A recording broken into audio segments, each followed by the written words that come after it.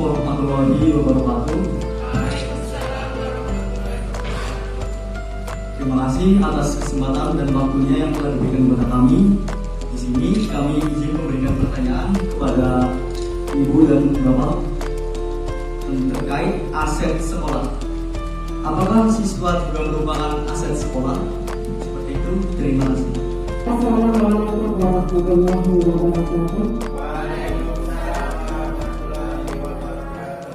Selamat siang dan salam sejahtera bagi kita semua.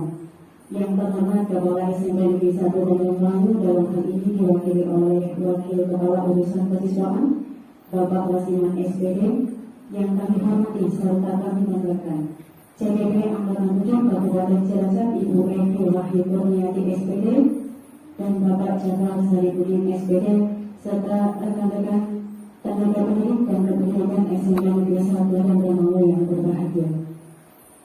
Sebagai insan yang beriman dan bertakwa kepada Tuhan yang Maha Esa, Allah Subhanahu wa Ta'ala, akhirnya marilah kita memanjatkan puja dan puji syukur kehadirat Tuhan yang Maha Esa atas limpahan berkah dan karunia-Nya sehingga pada siang hari ini kita dapat mengikuti bersama-sama aksi nyata CGP Angkatan 7 Kabupaten Cilacap di Laboratorium Bahasa SMP Negeri 1 Kampung Gunung.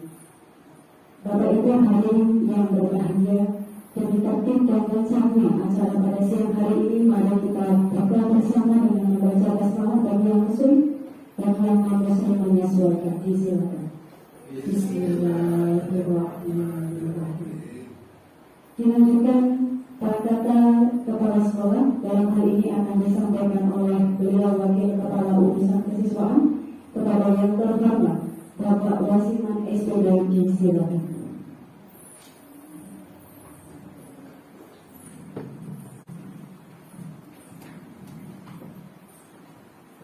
Bismillahirrahmanirrahim.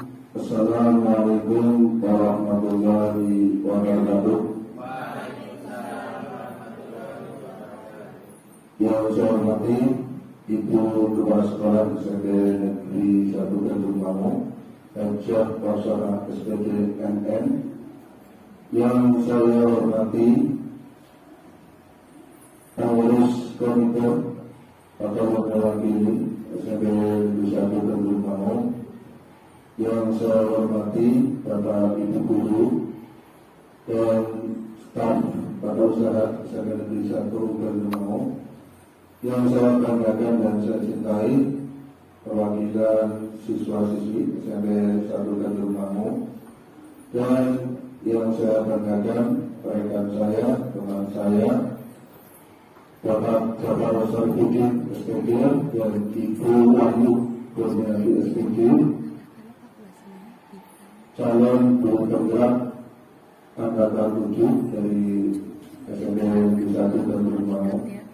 Pada kesempatan siang hari ini, mari kita yang pertama sebagai usaha beriman, tidak lupa selalu memanjatkan bersyukur kepada Allah Subhanahu wa Ta'ala. Alhamdulillah, pada siang hari ini kita bisa bertemu berkumpul di ruang web bahasa SMP Negeri 1 Tanjung Lawu dalam kegiatan aksi nyata tugas dari CGP Angkatan 7 di dalam modul 3.2 dengan temanya pemimpin dalam pengelolaan sumber daya. Kami atas nama sekolah yang pertama sangat mendukung kegiatan ini, khususnya berdua Bapak Saripudin SPD dan Ibu Wahyu Kurniati SPD. Mudah-mudahan kegiatan pada siang hari ini nanti bisa berjalan lancar, berjalan dengan sesuai yang diharapkan dari tujuan kegiatan pada siang hari ini. Sekolah hanya bisa memfasilitasi, mudah-mudahan apa yang menjadi harapan dari beliau berdua nanti bisa tercapai apa yang diharapkan. Dan kepada Bapak Ibu Guru khususnya, ini mudah-mudahan beliau berdua menjadi inspirasi Nanti yang lainnya menyusul CGP dari SMP Negeri 1 ke Gilimanuk. Saya kira tidak perlu panjang lebar, kami yang perlu saya sampaikan mudah-mudahan bisa dipahami. Saya kira itu dari saya mewakili ibu kepala sekolah. Barangkali ada kekurangannya, saya mohon maaf yang sebesar-besarnya. Saya akhiri. Assalamualaikum warahmatullahi wabarakatuh.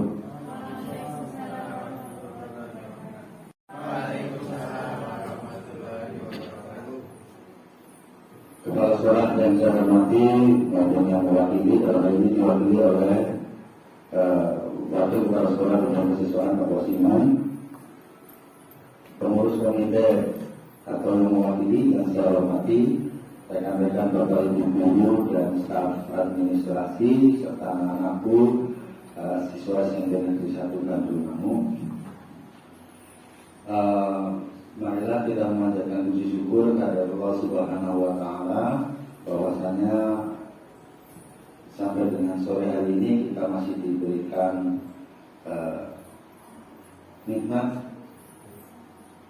sehingga pada sore hari ini kita bisa berkumpul untuk mengikuti satu kegiatan musyawarah, yaitu dengan tema mengidentifikasi aset sekolah dan strategi pemanfaatan aset sekolah tersebut di SMP Negeri 1 dan Gilimanuk. Jadi karena di sini sekolah itu sebagai satu ekosistem itu ada unsur biotik dan abiotiknya, ada berbagai elemen yang saling berpengaruh dalam interaksi antara mereka. Maka kita mencoba untuk mengundang semua stakeholder yang ada di sini untuk bermusyawarah bersama-sama, sehingga kami mengundang ada komite, guru, staf TU, bahkan siswa. Seperti itu. Bapak Ibu yang saya hormati, untuk mempersingkat waktu saja bahwasanya ini kalau diibaratkan sebagai sebuah ekosistem, itu sekolah adalah untuk interaksi antara faktor biotik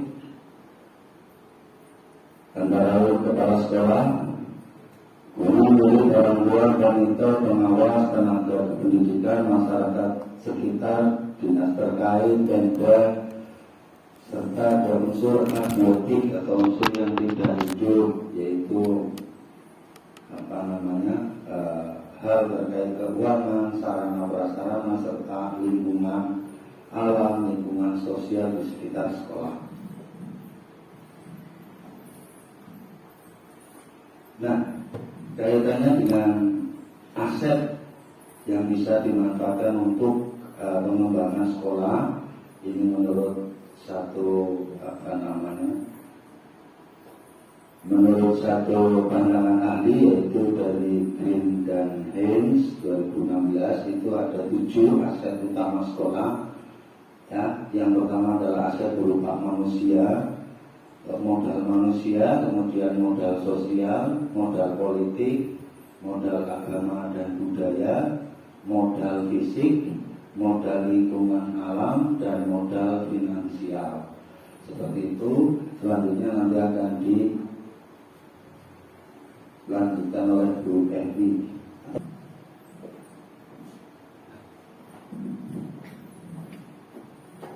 Sebelumnya, Assalamualaikum warahmatullahi wabarakatuh. Oke, melanjutkan dari apa yang sudah disampaikan oleh rekan saya, Bapak Jafar Sarifudin. Tadi Bapak Jafar sudah menjelaskan tentang 7 aset ya yang ada di sekolah. Nah, kemudian dari 7 aset yang sudah kita identifikasi bersama, nanti kita akan mencoba mencari ya kira-kira aset dari 7 aset itu nanti kita manfaatkan seperti apa ya. Jadi strategi pemanfaatannya seperti apa. Yang pertama tadi ada modal manusia.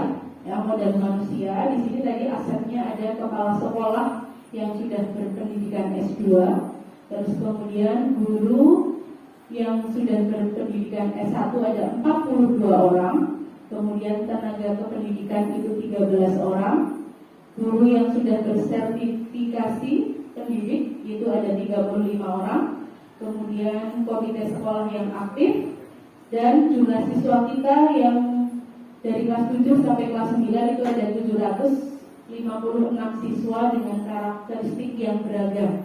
Nah, dari situ nanti kami mencoba melihat strategi pemanfaatannya itu seperti apa. Yang pertama, kepala sekolah memiliki nilai dan karakter seseorang pemimpin yang berperan sebagai manajer di sekolah. Kemudian yang kedua, kepala sekolah juga memberikan kesempatan kepada guru-guru untuk kemudian juga memotivasi juga ya untuk kita mengikuti pelatihan, kemudian aktif di MGMP, kemudian juga seminar itu dalam rangka untuk pengembangan diri kita ya sebagai seorang pendidik. Kemudian juga dengan semua guru yang sudah S1 dan bersertifikasi pembelajaran yang dilakukan di sekolah sudah bisa untuk mencukupi kebutuhan siswa. Kemudian yang selanjutnya dari segi tenaga kependidikan yang sudah memadai sehingga mampu mengerjakan pekerjaan yang berkaitan dengan administrasi. Selanjutnya mengembangkan minat dan bakat murid melalui ekstrakurikuler seperti pramuka, olahraga, keagamaan, PMR dan PKS, dan BEM juga seni. Kemudian yang terakhir melakukan kolaborasi dengan komite sekolah menjadi sumber pendanaan alternatif bagi pengembangan pembicaraan pada kegiatan sekolah.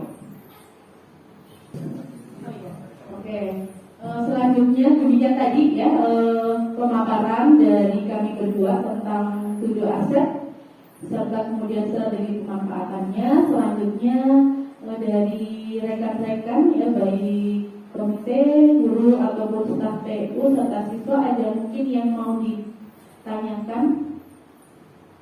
Silakan dari siapa?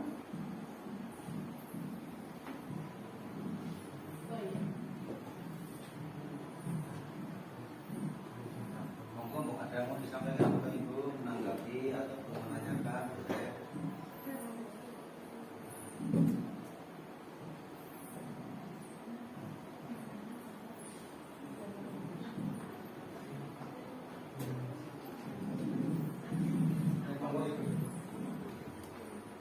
Monggo, terima kasih.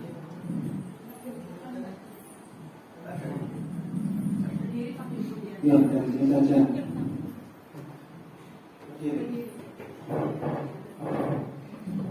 Ya, terima kasih atas waktunya yang diberikan kepada saya untuk bertanya.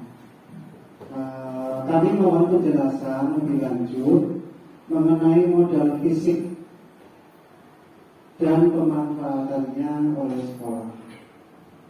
Terima kasih.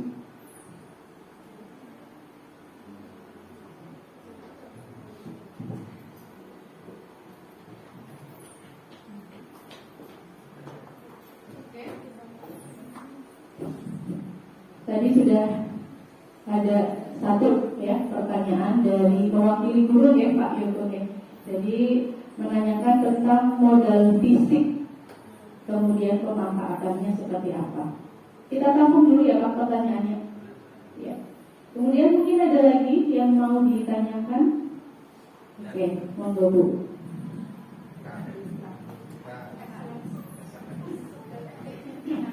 Terima kasih atas waktu dahulu.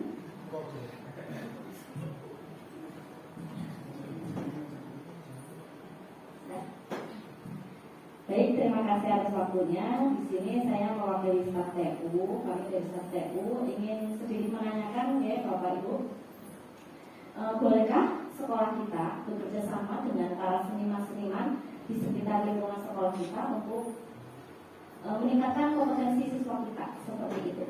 Terima kasih atas waktunya.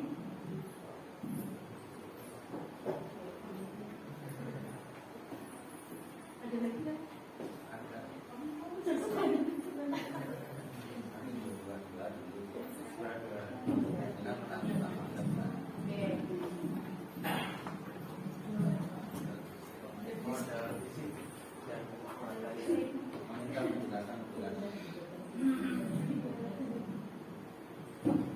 Oke, sebelum masuk pertanyaan selanjutnya, mungkin akan coba kami jawab dulu ya.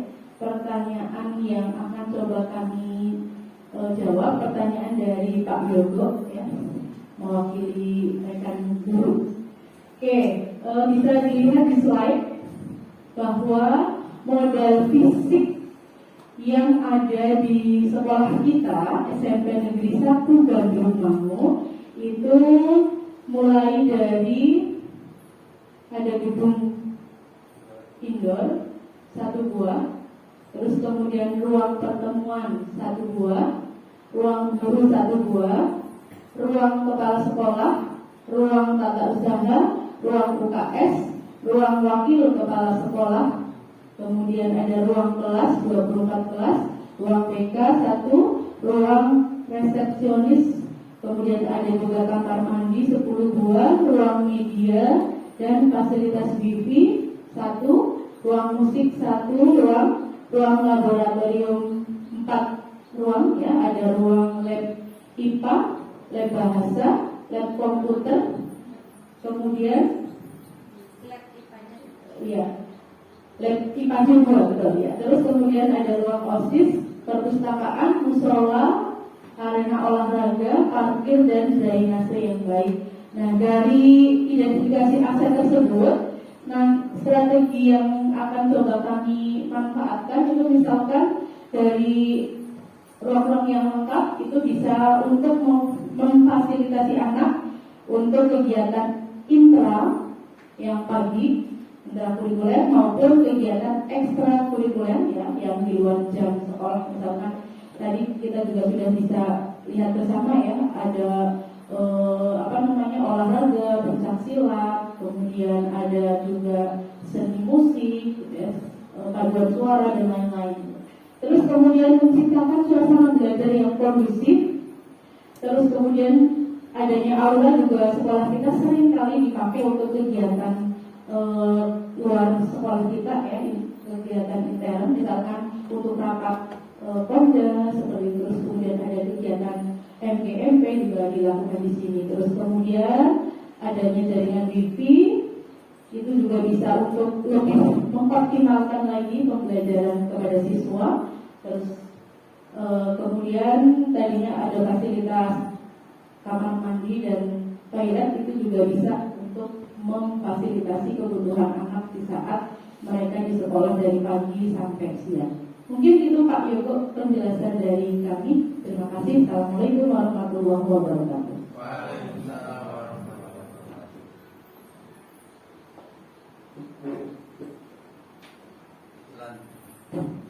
Selanjutnya untuk pertanyaan yang kedua dari Ibu Nikmah dari unsur tata usaha. Pertanyaannya tadi adalah apakah keberadaan para seniman itu bisa dimanfaatkan untuk pengembangan kompetensi siswa, seperti itu ya Bu ya. Baik, saya tidak menganggap ini sebuah pertanyaan, tapi sebuah penyampaian ide, karena dari sini sebetulnya mahasiswa tergali adanya ide bahwa ya memang betul keberadaan seniman yang ada di sekitar sekolah kita itu memang bisa memang merupakan salah satu dari 7 aset tersebut, yaitu masuknya pada aset sosial. Tentu saja bisa dimanfaatkan untuk pengembangan kompetensi siswa, misalkan dengan mereka didatangkan di sini sebagai guru tamu, atau kita misalkan mengajak siswa untuk belajar secara langsung di sanggar-sanggar yang mereka miliki. Seperti itu, artinya betul bahwasanya keberadaan mereka itu adalah merupakan salah satu modal atau aset dalam pengembangan sekolah, yaitu dari unsur aset sosial. Terima kasih atas pertanyaannya Ibu.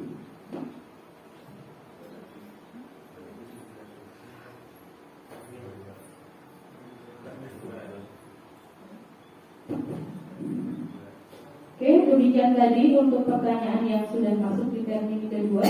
Selanjutnya, masih adakah pertanyaan yang mau disampaikan? Oh iya, dari siswa. Oke.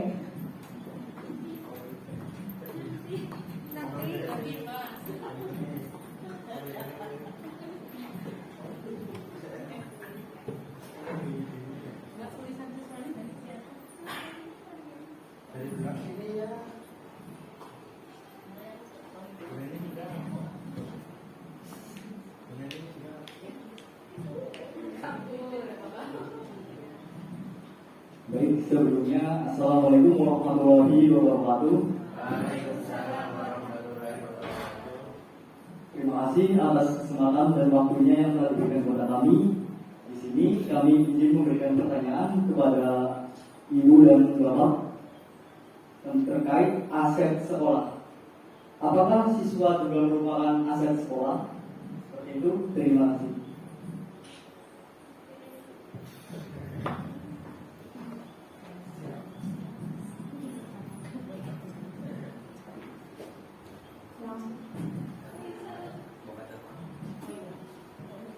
Oke, selanjutnya masihkah ada pertanyaan yang mau diajukan? Oh iya, oke, dari komite.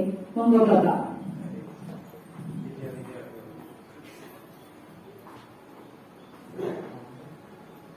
Ya, terima kasih.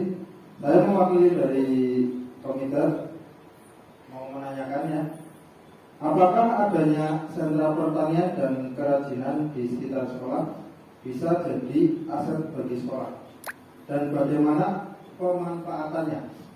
Dan itu, terima kasih.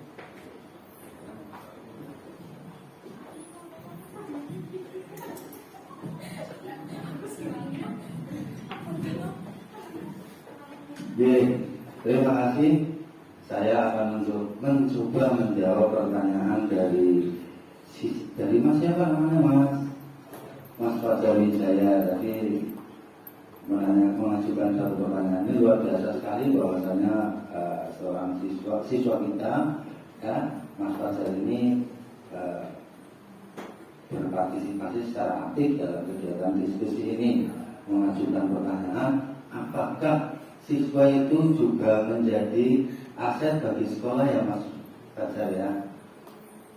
Jadi apakah siswa itu juga menjadi aset bagi sekolah? Tadi disebutkan ada kepala sekolah, guru, ada staf PU gitu kan. Lalu siswa apakah itu juga merupakan aset? Iya. Tentu saja Mas ya, siswa itu adalah juga merupakan aset bagi sekolah. Untuk sekolah ini misalnya keberadaan keberadaan siswa yang banyak dibanding dengan sekolah-sekolah yang lain loh. Ya, kita ada beberapa sekolah di sekitar kita yang jumlahnya siswanya sedikit. Nah, di sini kan ada satu kelebihan, ya, dengan siswa yang banyak maka berbagai kegiatan itu bisa dilakukan dengan lebih meriah, dengan lebih ada lebih banyak dukungan seperti itu. Kemudian siswa-siswa di sini, Mas Fajar dan teman-teman, Bapak Ibu guru ya, tentu saja mereka juga adalah satu aset karena mereka yang pintar.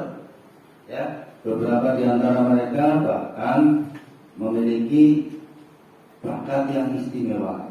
Ada yang senang musik, ada yang senang olahraga, yang kemudian berprestasi di berbagai lomba. Nah, itu tentu saja memberikan nilai plus tersendiri bagi sekolah sehingga bisa dikatakan bahwa siswa itu ya tentu saja merupakan aset bagi satu sekolah Mas Fajar ya.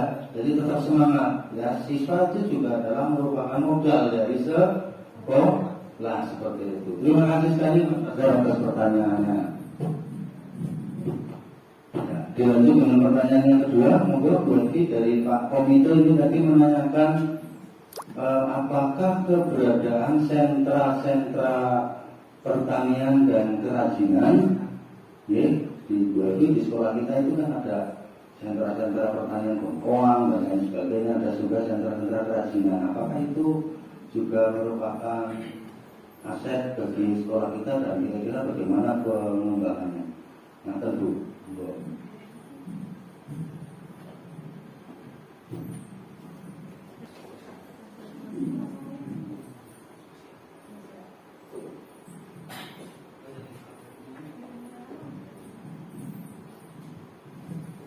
eh, selanjutnya saya akan mencoba menjawab ya pertanyaan dari komite sekolah.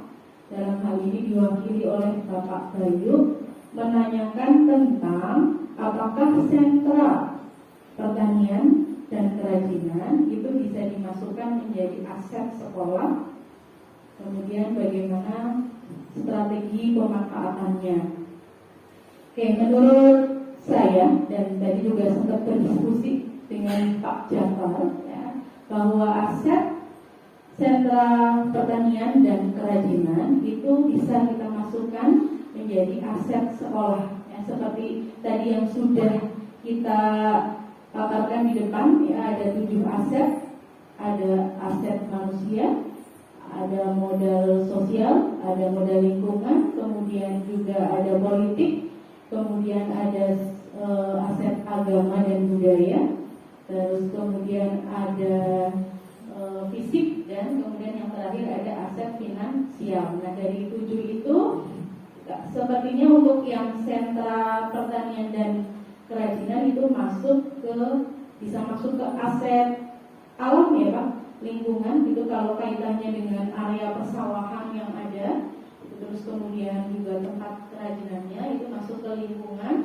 Nanti di sana untuk pemanfaatannya bisa kita gunakan untuk misalkan pembelajaran yang outing class ya, pembelajaran di luar, kita bawa anak-anak untuk mengamati kegiatan yang ada di pertanian ya, maupun kerajinan yang dekat dengan sekolah. Mungkin itu jawaban dari saya Bapak. Terima kasih.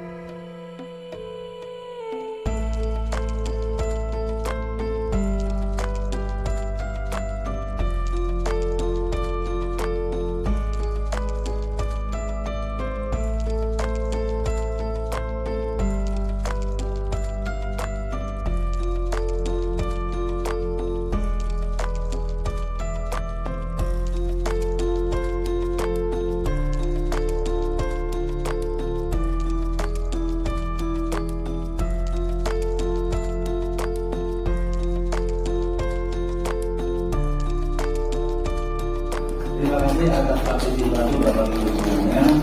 Sekali lagi saya ucapkan terima kasih. Semoga Bapak Ibu kalian dengan semuanya dan bulan